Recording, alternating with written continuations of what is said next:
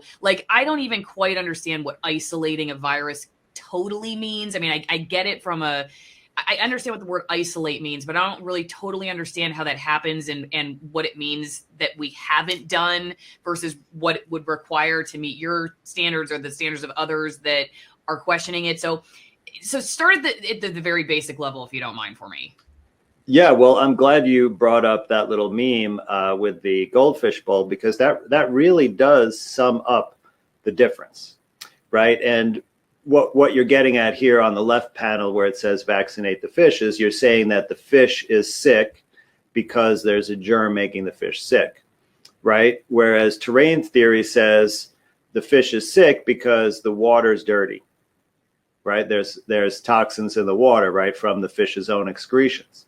And if you just clean out the tank, the fish will get healthier. And that's really what it boils down to. And let me tell you that everyone is already actually familiar with terrain theory. They just don't know that terrain theory means the microbiome.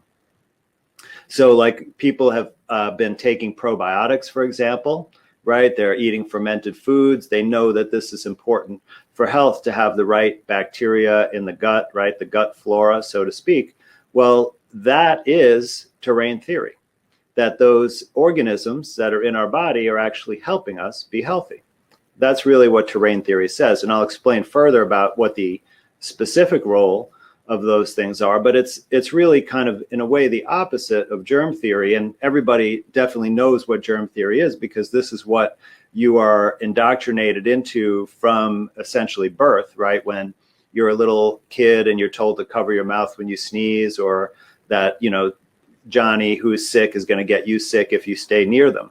Mm-hmm. And that is the theory, right? That there are just germs out there, these microscopic organisms, and they invade our body and make us sick. Are these categories mutually exclusive? Because it just seems like you could have both. You could be exposed to germs and have great terrain so you never get sick. But if you don't have great terrain, you get sick because you're exposed to the germ, not because it's not that the germ's totally irrelevant. It's just, it's more relevant the terrain that you host for the germ. So do they have to exclude each other? Well, you know, Allison, if you just think about like what are all the possibilities to explain what happens in the world, of course, anything is possible. But in order to say that they're both true, you'd actually need evidence. And, you know, contrary to almost everyone's knowledge, there's actually never been any conclusive scientific evidence that any particular germ causes any particular disease. So let me repeat that.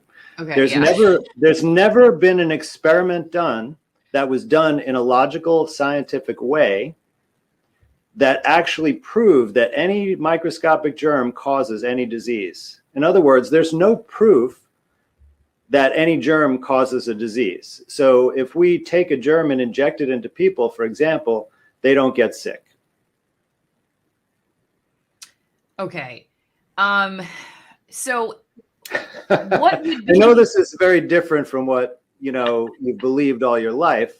And it's the same for me. Like, I didn't know this until I tried to find scientific evidence, you know, to back up this germ theory. And then I found that there actually wasn't any.